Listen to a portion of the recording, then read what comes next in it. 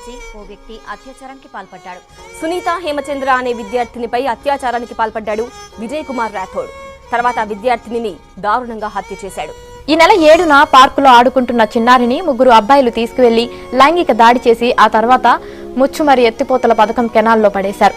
చెయ్యి పట్టుకుని లాగే ముందు చేతికి రాటి కట్టిన చెల్లికి గుర్తు పెట్టుకో, నువ్వు రేప్ చెయ్యాలి అనుకుంటున్నా ప్రతి అమ్మాయి నీలాంటి ఒక్క అన్నయ్యకి చెల్లి అని మర్చిపోకు.